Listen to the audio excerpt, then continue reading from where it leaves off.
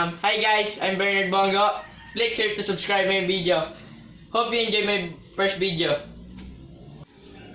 For my first vlog, I will make mojos. Here are the ingredients: potatoes, egg, breading mix, and peeler and knife. I will use peeler to peel the potatoes and knife to cut any size you want. How to make mojos? Step 1. Peel the potato.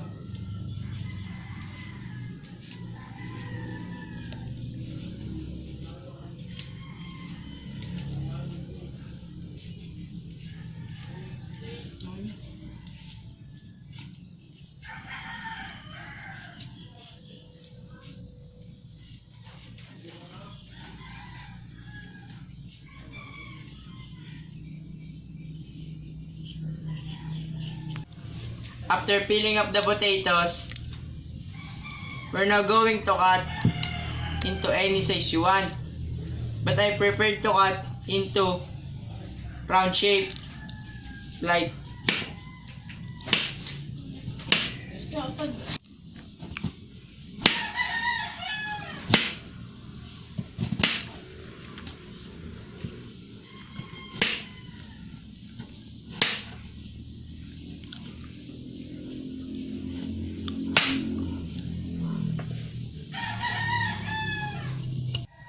Step 2. Beat the egg.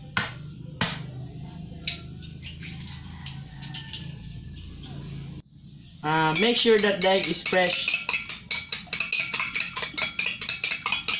And put the potato into egg for 1 minute.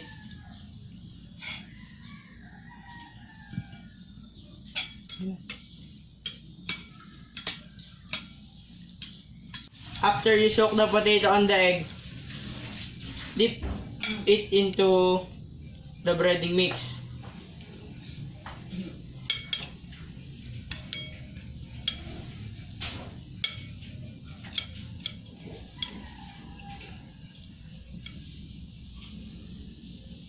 Last part, after you dip into the breading mix, you're now going to fry it.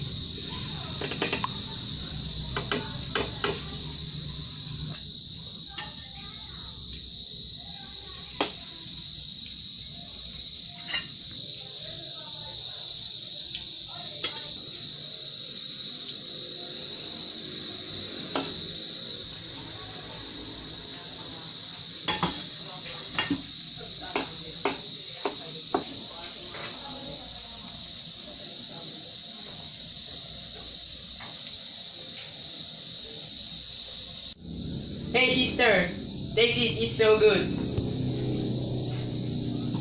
What do you call this one? Mojos.